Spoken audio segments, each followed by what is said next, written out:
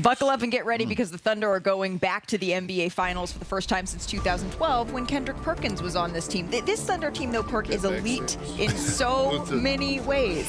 Well, they've been elite in so many ways. What makes them so special? Well, I tell you what, if you invest in real estate, you might want to come and invest in these open properties around here, around this arena, because this team gonna be relevant for a long time, at least the next decade.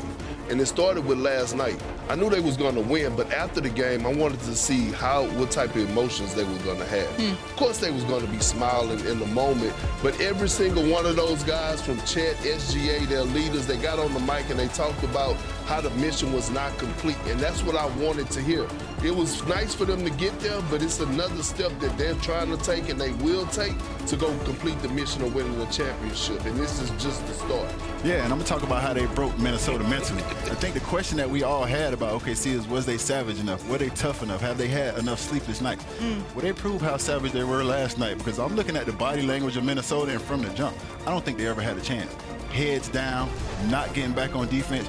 You got to act like a champion before you become a champion. That's what great teams do for you. They don't only wear on you physically, but they break you mentally, and they broke Minnesota. You know how they broke them mentally? It was through their defense. It has been years since we've seen a defense this good. I mean, their defense is in a different stratosphere compared to the rest of the NBA. You heard Anthony Edwards, what he said. They operate, they move like they're on a string. I'll tell you what he means right here.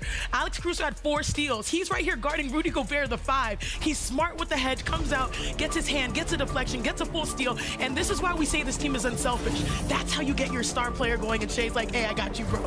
Another possession, Caruso playing quarterback or safety on defense. He's poured to Hartenstein saying, hey, you're the guy that's going to cleanse strong side to make sure when Naz Reid makes his signature spin move, I'm right there, forces a turnover, and he's ready to close out on the weak side as well, gets the outlet. And then this was a play that sort of had me laughing because it was family on family crime. Here he's guarding Anthony Edwards, but look at how they load up to the basketball.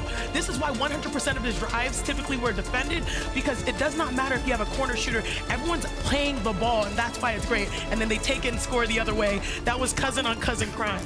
Again, we have not seen a defense like this in so many years. You know when your defense is great in its own point, you have people convinced on the outside world that's watching that you're in the zone.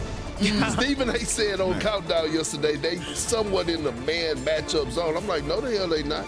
They just get into you, and they have a great shell. And this team is disciplined. We saw that. Alex Caruso on the fly, he's pointing. When you're tied together on the string, that's what you see. The first step of defense is communication, right? You see those guys communicating switches. They switching aggressive on the perimeter. This is a great defensive team, one of the greatest I've seen in the NBA history. And it takes trust defensively, because when I showed you in that breakdown, you know, a lot of people say, oh, don't come off of quarter shooters. You saw Shai Gilgeous-Alexander almost on the elbow. What does he do? It means he's staying there long enough knowing that I can trust that I can get back there and make closeout. Time and time again, these guys are committed to each other, not just offensively, but defensively, and it's a beautiful sight. And multiple efforts. You never know how many efforts you're going to have to give in a defensive possession. You just got to give enough just to get the ball back. Right. We keep watching that clip where Caruso gets that steal. Julius Randle doesn't get back. There was a later clip in that game where Caruso actually chases down Naz Reid, does nothing, but Naz Reid dribbles it off his foot and it goes out of bounds just because Alex Caruso gave an effort. They gave multiple efforts all night. They deserve to win. But let's not pretend they don't bring the Thunder on offense, too. Like, this team has been a wagon all season long. They've won 68 games. They've won 68 games. I like that. Look at this. They have the highest point differential in a season all time here as well. On the other side of things, though, Anthony Edwards, he didn't seem that concerned with losing in the conference finals for the second straight season. Knowing Ant a little bit, he deals with joy. This is how he copes. But take a listen. I'm curious your thoughts on this.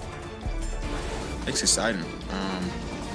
I don't know why people would think it would hurt. I mean, it's exciting for me. I'm 23. I get to do it a whole bunch of times. I'm hurt more so for myself, for Mike. I came up short for Mike.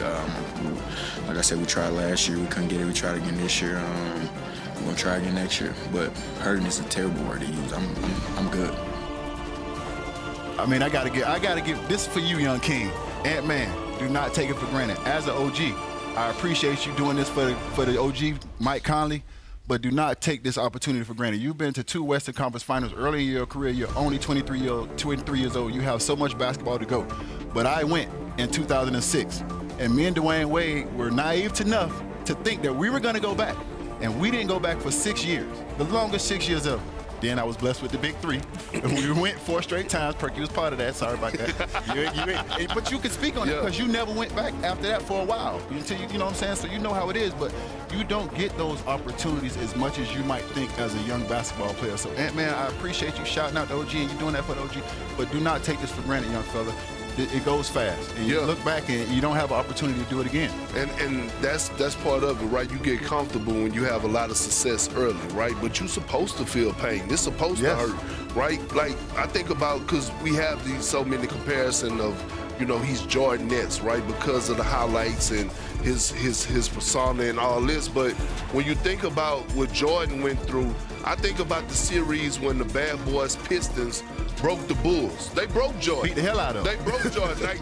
They made Jordan getting away with him. Yeah. You remember what Coach Finch said last night? Did you hear his comments? He said Anthony has to do a better job of playing through physicality or being physical. So that your coach calling you out again to go punch in the clock this offseason. Well, but Anthony Edwards did say we didn't play this part, but he did say there's no one that's going to be working harder than me this summer, and I think that's important context for us to include as well. I don't think that he's passing this off necessarily as I just expect to be here every year, but at the same time, there's an intensity maybe that Anthony Edwards didn't bring to that post-game comment in particular. The Wolves, so they might not look the same next year. They held exit interviews this morning. Let's take a listen to Julius Randle here on his looming free agency. Yeah, I haven't really thought about it, but I will say, I mean, you know, having the ability to compete for a championship is everything I can ask for at this point in my career, so we'll see. When a team goes home, that means Bobby Money Moves joins us. Bobby, can you just let us know here, explain what exactly the Timberwolves are facing this offseason? Yeah, Malik, I think there's 4 things to keep an eye on this offseason. Certainly the Julius Randle free agency. Him and Naz Reid have a player option in their contract. They have until June 29th to opt in or out of their contract. Nickeil Alexander-Walker is another player to keep an eye on. Did the development of Terrence Shannon potentially squeeze him out as far as coming back next year? I think the second thing is, it's probably the most important, is player development 101. Terrence Shannon, Rob Dillingham, Jalen Clark, those 3 players have to develop into rotational players. Mike Conley's going into the last year of his contract next year. They've got 2 picks in the draft, 17 and 31. They don't control their first and 6 out of the next 7 years. And then the 4th one, which is important also, do they have enough left to go out and make a big deal if one of these marquee players become available? And that's something certainly they're going to have to analyze within that Timberwolves front office.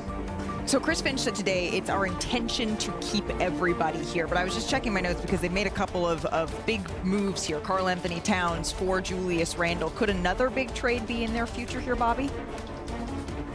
Well, I think it's 2 ways to look at it here. If you're looking at trying to trade draft equity and getting in that mix, they don't have enough to get involved. When you look at the only pick they can trade is that Pistons pick, which is the 17th pick in the draft. However, if you look at it from contractually, from contract standpoint, certainly Jayden McDaniels, the young players in Dillingham and Shannon Jr., certainly Jalen Clark, Dante DiVincenzo, Mike Conley's on expiring. You can piecemeal enough contracts to get certainly the Randle free agency, potential free agency, and also the player option of Naz Reid plays a role. But as you guys have watched, depth matters in these playoffs here, and what does a roster potentially look at if you go out and try to acquire Kevin Durant or even Giannis if he becomes available? You're basically trading away 4 or 5 players for 1 player there. And that's what I was going to ask, Bobby, because you said depth matters, but having a bona fide number 2 option matters as well. And I know the rumbles of KD, but I'm looking at Giannis. What would it take for them to get Giannis here with Anthony Edwards?